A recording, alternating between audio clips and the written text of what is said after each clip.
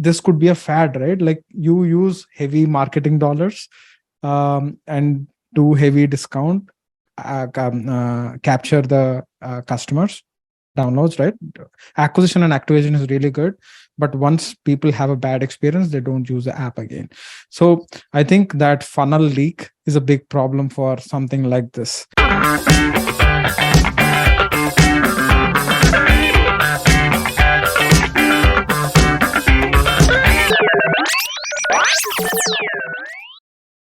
Hello, everyone. Welcome to our podcast, Everything Product.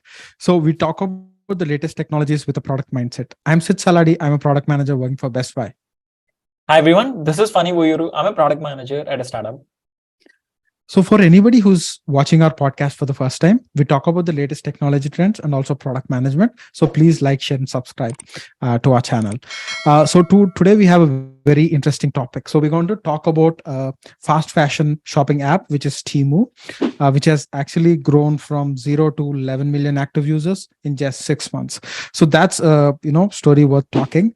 And this basically appeared an ad, right? An orange ad which appeared in Super Bowl 2 weeks back, which me and Phani were exploring what this is and why are they growing so rapidly, right? So, and their tagline is also shop like a billionaire. I'd say maybe let's explore what's actually their story, the growth hacks of like what hacks did they do to get to that point. And also we kind of ordered some stuff from that, and we'll also tell you what the user experience looks like, and we can also talk about their competitors and how does the whole shopping market look like at this point. So let's maybe get started with Phani, tell us the history of Temu. Yeah, definitely, Siddhu. So like you were telling, right, they became extremely popular because of a Super Bowl ad where they had like a 30-second ad and they spent like $11 million. So this is the first time ever a Chinese company spending like millions of dollars in 30-second ad in a Super Bowl, right? I went back and researched what is this company, what do they do, etc.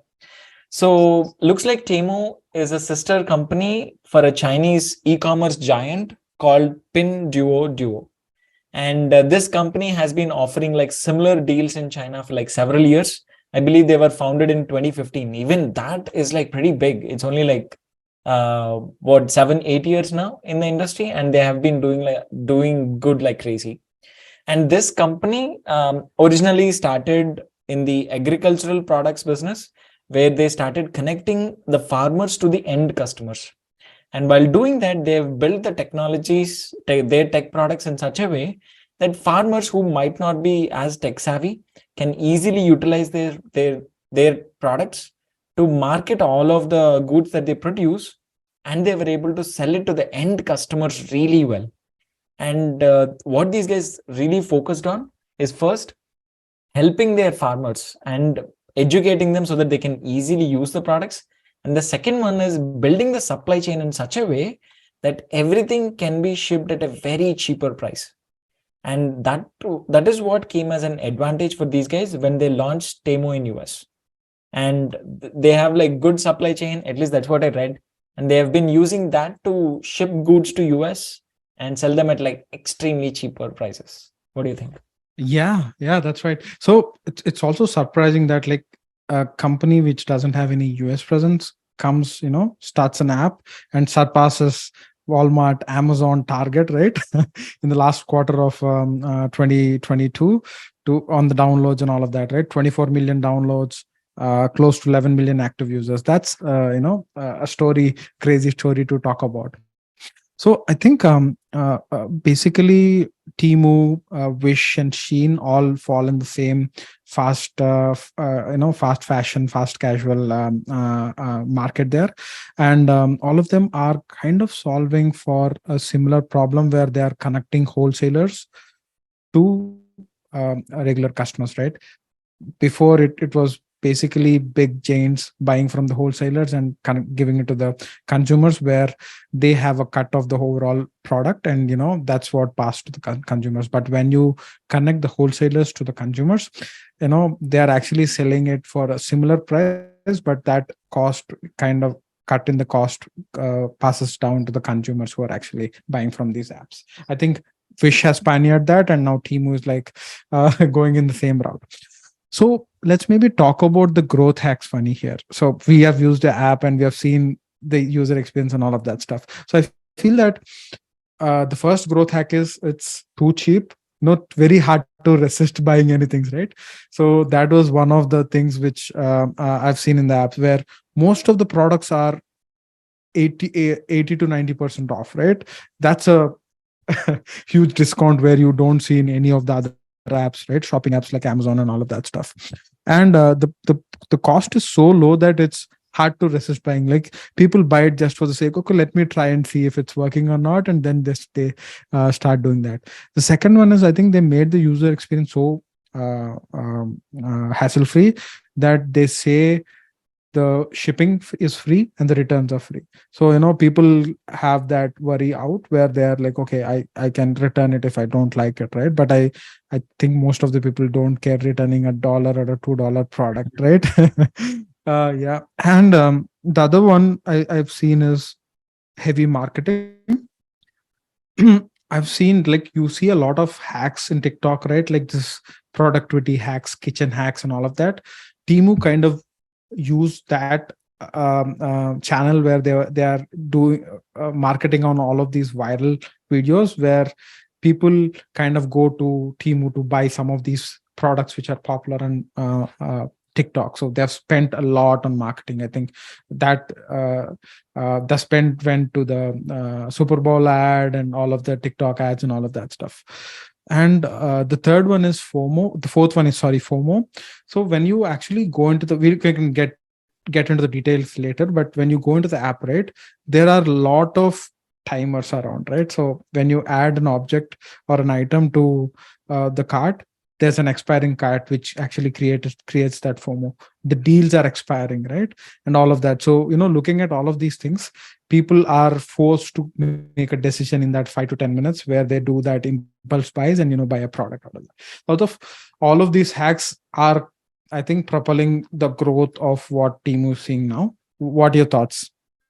Yeah, absolutely, Siddhu. I mean, let's start with the first one, right? Too cheap. I'm 100% agree with that, right? So I went to the app and I didn't even have a thought that I'll be buying something. So the moment I went there, they're showing like very usable things.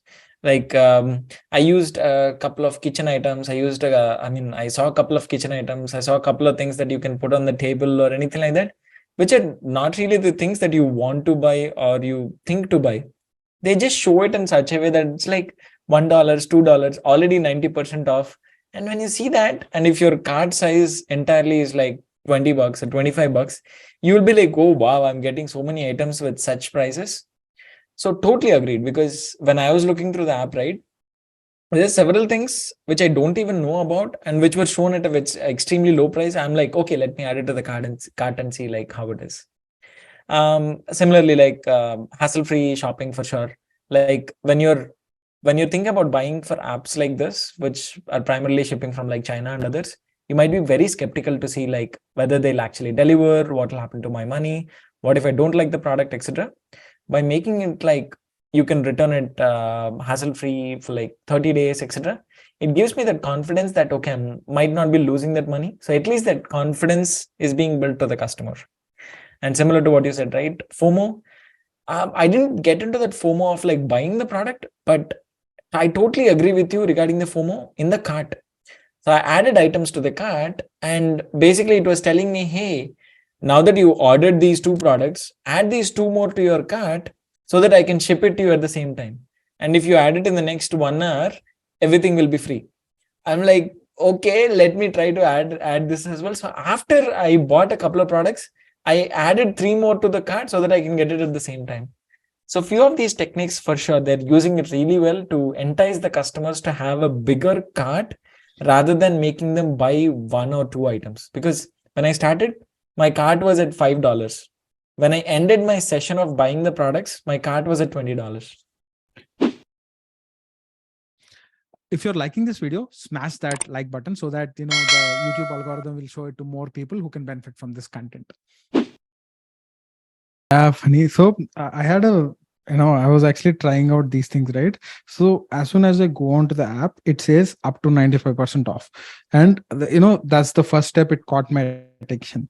Then as soon as I go, there's a gift that pops up saying, okay, yeah, you have a discount of $50 or something when you do $100 shop.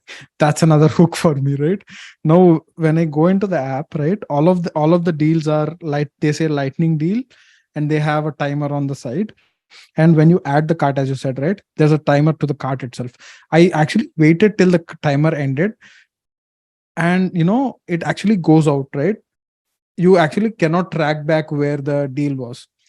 So that they're actually doing it where they're making you say that, okay, I have to make a decision in like 5 to 10 minutes to kind of buy the product. But I think this is a very interesting design, I would say. And you also bought things in Wish, right? So how was your experience buying with the competitor? I would say very okay experience. The reason is I ordered some stuff for my car. I was trying to search here, couldn't find an Amazon or eBay or anything like that. And I think I'm one of the targeted customers for Wish and even for Temu, because throughout my Instagram and throughout wherever I search on my web, I see that everywhere. So I downloaded Wish and I was like, okay, let me try and order some things. And looks like they have so many things for my car. And I was like, okay, let me try and order this. I ordered like 4 or 5 products. Out of that, 2 came on time, 3 didn't come. 3 didn't come at all. And when I looked at the tracking and everything, it was like, hey, delivered. And it is telling the location of some USPS somewhere. And when I went to that store, they didn't even have it. But one good thing is, the moment I told their customer support, hey, I didn't get it, they refunded the money. That's a good thing. But it's still a hassle because they're not giving the right information to the customer. Yeah, that's right. I think I feel the same. Even though Wish has pioneered this like wholesale to consumer thing, right? Like they have started it like 6 years back, but I still feel that there's a disconnect in the user experience, right? Because you don't know when the item arrives, and sometimes it doesn't arrive, right? And also the packaging isn't proper, and they don't have an express shipping thing and all of that stuff. But Temu was very good on the overall experience, because I've ordered things, and I yeah. So look at the packaging there, right? So they have an orange packaging which like branded Timo, and they also have a place to download their app, and also they're basically leaving no other options for consumers to kind of get that brand loyalty and remember them, right? So that's a very intelligent way of doing it. Yeah. So maybe Funny, let's get into the details of like how all the competitors, right, in the space here.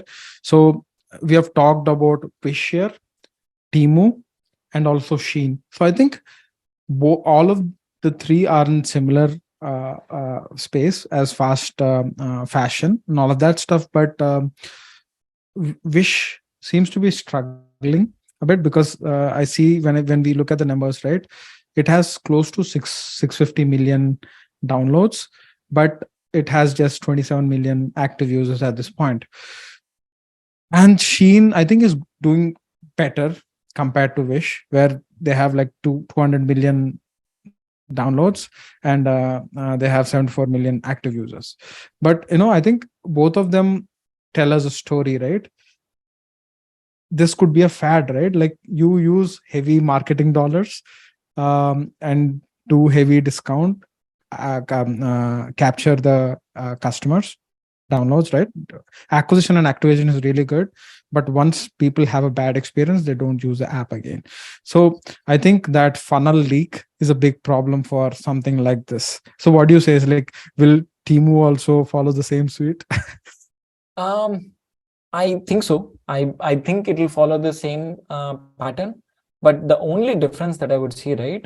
Actually, let's go back to the competitors that you're talking about, Wish and Sheen. I think Wish has that problem because of the product selection that they have, because they have all of these like home products or decoration products, etc., which I believe customers won't spend over and over again. But let's go back to Sheen, right? I haven't used it personally, but I've seen my wife using it, or like few of the friends using it, etc. They continually see the product for sure, whether they buy it or not, they see the product for sure. The reason is the targeted audience there is someone who wants to buy dresses, and dresses are something that you will continually buy. Temu is trying to solve for all of these customers at the same time. Same time. Yeah, that's the good part. Yep. Go ahead. So if they continue to stay with these tech products or the decoration products, they would go in the same problem of like losing the customers over a period of time. But if they continue to expand on the goods which customers can continually come and buy, then I think they'll continue to stay and survive in the business. I think that's a very interesting or important point which you're talking about, Phani, which is like Wish is more about an impulse buy, right? You buy these things, and these are like things which you use one or two times, which are fancy, which is the newest trend, and then you leave it outside. This is some I remember of these things, back in India when people used to sell things on the road, right? So that was like a trend or a toy that went viral for a month or two. Everybody in the school has that, and then you throw it away, right? Wish was something like that, and Sheen is more clothing based, right, and all of that stuff and all. So Team is kind of trying to solve for all of these things, and it's kind of becoming like an everything store, a cheaper version of an everything store, which is connecting consumers, wholesalers to the consumers. The only thing that I would see here, right? So again, going back to like different phases of a company, they're in that phase where they're trying to acquire the customers right now. If you think of Amazon or any of the other companies, they were definitely in that phase at some point.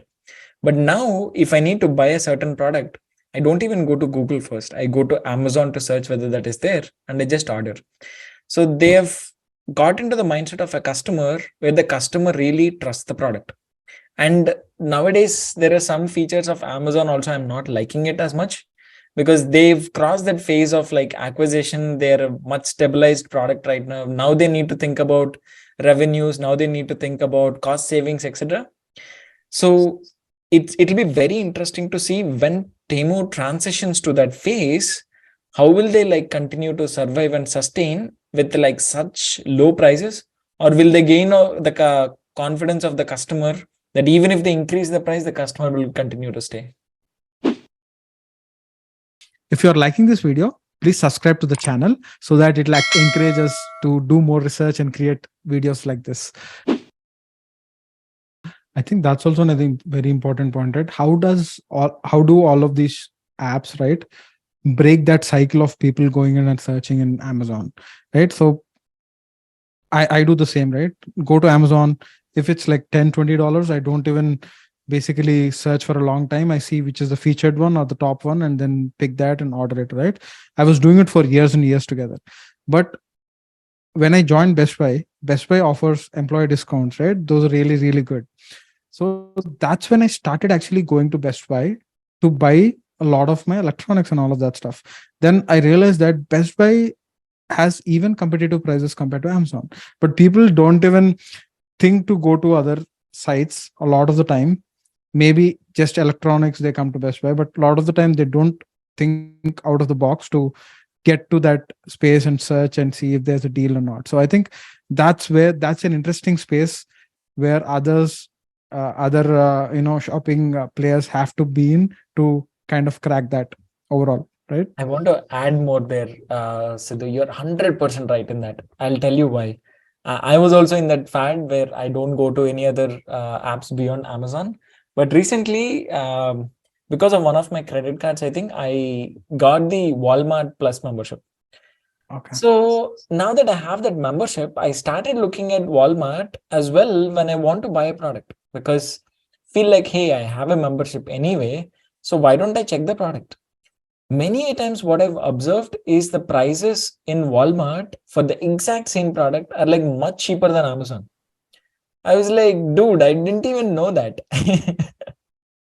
Yeah. Yeah, and also the secondary market sometimes is cheaper in Walmart. I feel, right, and they also have a better what do you say, the version of these products. I feel, yeah, but still we go back to Amazon again to buy it, even though we know all of these things sometimes.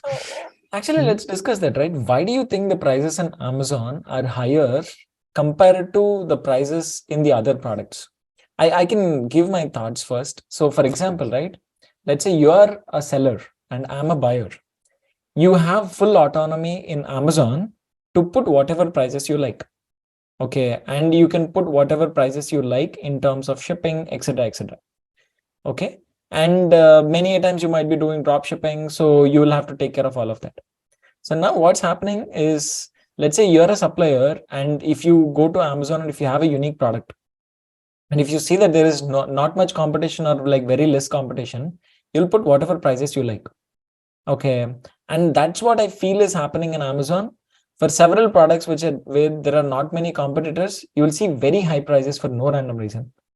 But if you think of products like Temu, what I'm guessing is these guys are procuring merchants or the sellers from like several different places which are in China, and these guys are trying to control everything else other than the product price.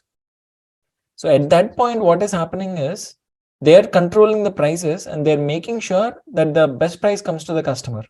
I believe Walmart is also trying to do a similar thing.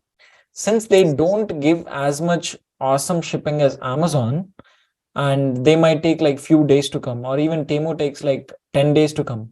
So they are setting that mindset of the customer to say, hey, it's going to come late, but you might get a better price. Yeah, that's right. So I think there's also a lot of a bloat that is there in the whole supply chain, right?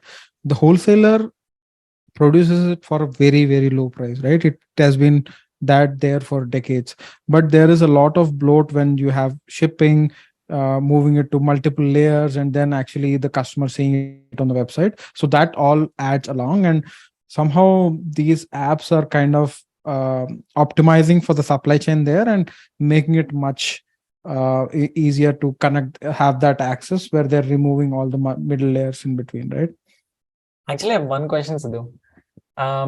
During your shopping experience, did you feel like there are other products which are similar prices at Amazon? I'll give you an example. I'll tell you why. So I wanted to buy a seat cushion, okay, for Okay. my office chair. Okay, I currently have one. I've been using it for like more than a year or so. Feel like the cushion is going down. So I wanted to check in Amazon. So since I was trying out Temu, I was like, instead of checking in Amazon, let me try Temu. The price is very similar to what is there in Amazon. The only difference is they have higher collection than Amazon. So what I feel like, they're enticing the customers to like buy cheaper products, and that's what they show in their primary homepage. But they're also making sure the customers see other products which are at a different price, which doesn't have discounts, but making their cart bigger with those other products. And that's also an interesting take, right? I think, yeah, these discounted goods are okay for the starting, right? But people, the revenues are more when people order bigger. When the cart sizes are bigger, right? I think that's what they're trying to do. Where homepage is just customized for that low cost buyer. But as you go and fall into the loop, you keep buying, but you still have that mindset of it's still cheap, right? Unless until you go inside and explore and compare things and all, very which people do very rarely. Yep. Another thing I could also think of is insights, Sidhu. So it's really important to have like very strong insights, especially in the supply chain business. Um, what I've seen is they're trying to predict early, and not just predicting and telling the sellers, they're actually telling the sellers to like produce certain goods by this time, so that they're giving that confidence to that seller to say, hey, produce this many goods by this time, I'm going to make sure to have them sold in our website or something like that. So that's something gives confidence to the sellers. So let's see if they're doing a good job there as well. Yeah, I think that's where Amazon does, right? It has really good analytics. It actually gets all the goods before hand to the nearest warehouse. That's how they introduce the 1 to 2 hour delivery, right? Where they can actually, when you order it, you'll get it. I think they've started it with cases because they can predict like how many people are actually buying cases on a regular basis and which model is being done. And with that, they say that, okay, can these are the popular sellers, can you send your goods to all these warehouse? And then when people order them, they actually do a one to do all to our delivery. But there in India, I've seen startups like Zepto who have, taken it one step further, and they're doing like 10-minute delivery. And I was like really shocked by seeing that, right? Like I order something, right? Like I was taking meetings in India, I order something like a Red Bull, and within 6 or 7 minutes, delivery guy knocks my door saying that, hey sir, here's your Red Bull. So that's like freaking fast for anybody. I cannot imagine what supply chain logistics actually went into making this happen, where I think they're doing this high volume products and delivering them in like less than 10 minutes. That's crazy. Yeah, totally agreed. I was also very surprised hearing that when I was there in India this time. That's the first time I heard about it. But I was very intrigued initially to see like how would they even make money. But I think our generation, especially after the pandemic, is moving into a mindset where they're like, my convenience is more important than the few additional dollars that I'm going to spend. So I think understanding the trend and building these products is what is helping them to grow, I think. Yeah. So I think, very good discussion, Funny. We went into a lot of different tangents, but overall, it was a really good growth story, which, a lot of people could get takeaways from as product managers, right? Like, so what I'd ask you like two questions, right? What are your two big takeaways out of this story? Yeah, absolutely. The way I would start with is always a customer, right? So I think one thing that they're really doing good is having a clear understanding of their customers and their needs. So in this, my opinion of a customer is both the end customer and the sellers here. I think they clearly understood that their end customers are someone who wants to have products, but they're not someone who are like super rich. They're like focusing on customers who are like probably young, don't have too much money, but want to have like bigger products. Same with sellers. They clearly understood the pain point of the sellers is they want to sell more, but they don't want to have the hassle of dealing with the technology products. So they're creating a good supply chain so that they can help them. The second that learning that I have is finding a niche that the other players are not solving, because I feel like Amazon is not in that business where they're trying to sell like all kinds of cheaper products to the consumers. Like if they sell such kind of products, they won't be making money. They'll be probably losing money. But these guys figured out that, hey, such small products, no one is selling in US, or the customer has to go to a store to pick any of these products. So I'm going to sell all of that, but I'm going to find a way to make the cart size bigger to like get money. I think that's one other thing that they found. So like finding that niche is really important. Yeah. For me, I would say the first one is, you actually are big already in certain geographies and you have a expertise in supply chain and all of that stuff. So them coming to a completely new market, looking at what the players are doing and doing it, better than who are existing, and using the existing capabilities which they have supply chain, right? I think that's a very good lesson where you can actually use something which you already have and go to a new market and also excel there by doing all of that stuff.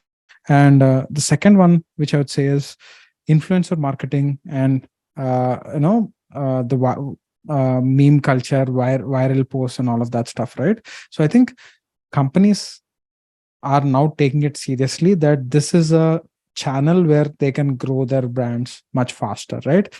Traditional marketing have been, right, like either Google ads, Facebook ads, or email marketing and all of that stuff. But now more and more of these viral TikToks or influencers, right, where they have like 15-second video and you show your product, a lot of people might maybe go in and sign up for that. So I think I see that these two trends are very interesting trends to watch. Yeah, it was a good session. So we also thought of talking about other topic, but we'll save that for the next session here. Thanks a lot for watching our podcast. Thanks, everyone.